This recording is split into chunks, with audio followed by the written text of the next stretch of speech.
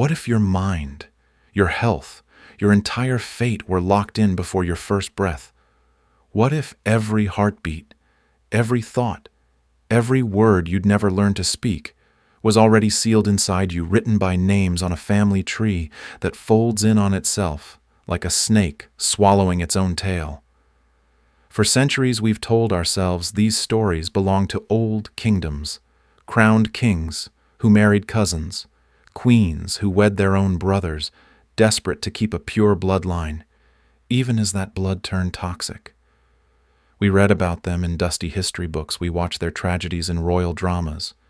We treat them like the cursed mistakes of people who wore crowns and built castles. But what if I told you that same curse never really left? That it lives tonight, not in a golden palace, but in a wooden shack, hidden deep in the Appalachian Mountains, down a dirt road where the map fades and the past never really dies. Here in a town fittingly named Odd, West Virginia, lives a family whose very faces carry the proof of what happens when a bloodline circles too tight for too long. They don't rule over empires. They don't guard treasure. They guard a secret the modern world tried to forget, a living echo of silent genes, hidden deformities, and an unbroken loop that no outsider dared break. Tonight you'll meet the Whitakers, America's most inbred family. This is no legend. This is living history. They call it Odd, West Virginia, a name that feels less like a place and more like a warning left on the map for anyone curious enough to drive too far down the wrong road. Tucked deep in the Appalachian Mountains, Odd isn't marked by neon lights or gas stations or welcome signs. It's marked by silence, by dirt roads that twist through endless forest and disappear into hills so old they seem to fold time into themselves. Here, the trees lean in like eavesdroppers. The wind whispers secrets no one wants to speak out loud. You won't find bustling stores or tidy neighborhoods. You'll find wooden shacks with peeling paint, rusted cars swallowed by weeds, and mailboxes with the same family name repeated again and again, as if the world outside just never bothered to send a letter back. The Whitaker bloodline took root here sometime in the late 1800s. Records are thin, a few census scribbles, a couple of marriage licenses, and then the paper trail just vanishes, swallowed by the hills. The first ancestors were poor farmers scraping survival from thin mountain soil and wild game-building homes out of timber and secrets. They didn't marry strangers. There were no strangers. They married neighbors, cousins, sometimes cousins of cousins. What started as survival slowly hardened into a pattern of family folding inward one generation after another. Meanwhile, the rest of America roared forward, cars, phones, highways, neon dreams, but Odd stayed behind, like a snow globe turned upside down and forgotten on a shelf. Inside, the same blood kept circling, the same faces, the same last name hidden under a canopy of trees that no one ever bothered to cut down. The Whitaker bloodline didn't twist in on itself because of dark rituals or royal greed. It wasn't born from scandal or whispered taboo. It was born from survival, a brutal, simple kind of survival only a place like Odd could demand. When winter wraps these hills in ice and fog, when the dirt road out washes away in a flood, when there's no car, no money for a doctor, no new family moving in, who do you marry? Who do you trust? You turn inward. The family becomes the town becomes the family. The circle closes tight as a noose you don't even feel at first. Siblings marry cousins. Cousins marry cousins again. Aunts and uncles become fathers and mothers twice over. Last names vanish into themselves. The same DNA spins through veins that have nowhere else to go, and for a while it works. Babies are born, crops are planted, the cabin stays warm through the winter. But nature keeps score. Eventually the cost arrives in the bodies of the children. A baby born with eyes that never focus. A toddler who never learns to speak. A teenager who growls instead of talking, drifts instead of thinking. In these mountains, they called it simple. They called it touched. But behind closed doors, nobody had words for what it really was, a bloodline too tangled for nature to untie. No outsiders asked questions, they never stayed long enough. And inside Odd, there were no whispers of shame, no interventions, no brave neighbor to break the pattern. Just the same silence passed down like a family heirloom generation after generation until the names faded and the faces became the only record of what happens when the circle never opens. Step inside that small wooden yard in Odd, and you'll see the curse not as a word in a history book, but as living flesh and bone. Look at Lorraine, the quiet matriarch of this forgotten clan. She sits on a broken porch swing that creaks under her eyes, fixed on nothing you can see. When she does speak, the words come out in soft, half-shaped fragments like pieces of old letters torn up and scattered by the wind. Decades of survival weigh on her shoulders. She is the keeper of the silence, the ghost of the Bloodline's memory, watching, but never telling. Then there's Timmy. If Lorraine is the whisper, Timmy is the raw, unstoppable echo. He does not speak. He cannot read, cannot write. When strangers appear at the edge of the yard, he paces in circles like a stray animal caught between curiosity and fear. Sometimes he barks, grunts, snaps his head side to side, gestures that feel more primal than human. But look closer, and you'll see he's not a monster. He's the living testament to what happens when the same blood passes too many times through the same narrow gate. And then there's Ray, the brother who speaks for them all because he's the only one who can. His words stutter and break, but he answers the questions that must seem like arrows aimed at his family's last shred of dignity. He greets the camera's gestures to Lorraine, tries to explain Timmy's grunts with a tired, protective half-smile. Ray stands like a frail wall between the Whitakers and the world's hungry eyes. He knows what they see, a freak show, a curiosity, a tragedy. But for him, it's just family, the only one he'll ever have. For decades, the Whitakers lived in the shadows, a rumor whispered down Appalachian backroads. Generations came and went with no records, no headlines, no visitors willing to stay long enough to see the truth. But in 2020, that silence shattered when Mark Lee, the photographer behind Soft White Underbelly, stepped onto that broken porch in Odd. His camera didn't look away. It lingered on Lorraine's empty stare. It caught Timmy's feral growls. It followed Ray's stuttering words as he tried to hold the story together with trembling hands.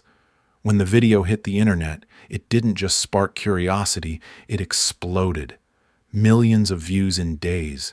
Some people watched with heartbreak in their throats. They called the Whitakers a tragic reminder of what happens when poverty and isolation crush choice. Donations came in food, clothes, whispers of help. Others clicked for shock value. They screenshotted Timmy's bark, Lorraine's faraway eyes, and turned them into memes and cheap horror stories. In comment sections and reaction videos, strangers debated the same question over and over.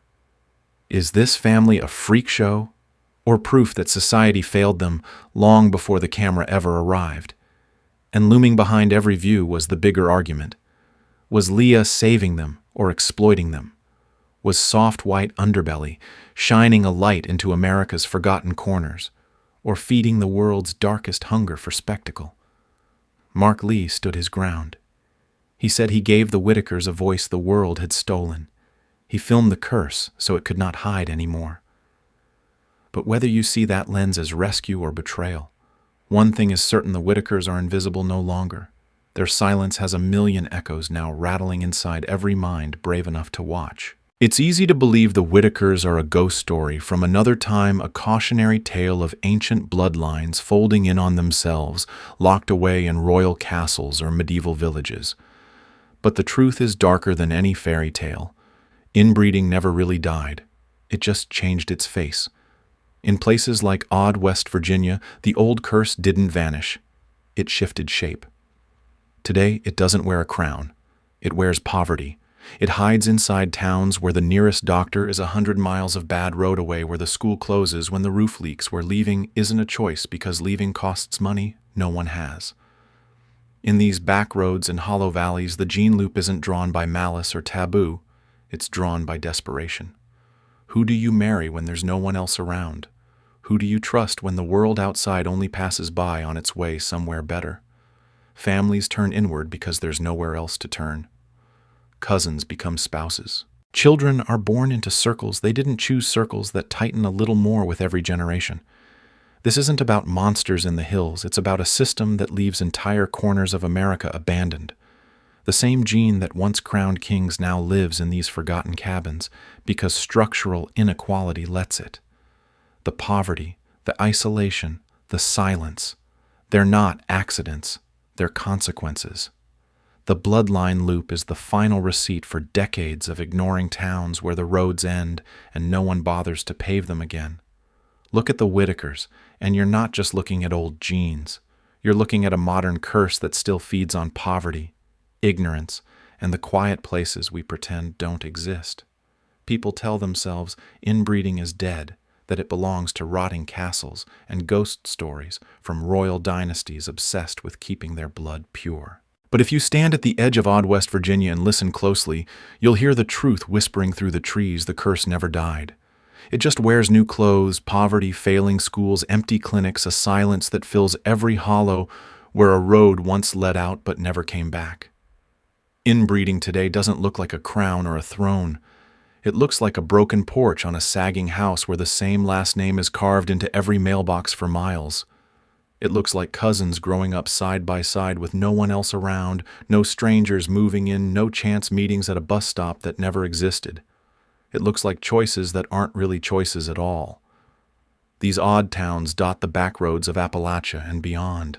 They exist, not because people wish for the blood to fold in on itself, but because the world outside drew a circle around them and never opened it again. When the nearest hospital is a 2-hour drive, you can't afford when the high school drops its last teacher, when work dries up and the future packs up and leaves, the family becomes the town and the town becomes the family. The Whitakers are not an anomaly. They are a mirror. The gene loop isn't evil magic, it's the final receipt for structural neglect. Every crooked bone, every empty stare, every voice that never learns words is proof that the modern curse is not just genetic. It's the price communities pay when they're left behind in silence while the rest of the world forgets to look back. It's easy to blame the twisted branches of the Whitaker family tree on nothing but bad genes, to point at Timmy's vacant stare or Lorraine's broken sentences and say, that's biology's fault. Nature made them this way. But the truth cuts deeper than DNA. This isn't just a story about what happens inside a chromosome. It's about what happens when a whole society turns its back and pretends not to see. Every time Timmy circles the yard, grunting at the sky instead of speaking, he's carrying more than a gene loop. He's carrying the weight of every closed clinic that never came back to Odd. Every neighbor who packed up and left for the city. Every government promise that never reached the last mile of that dirt road.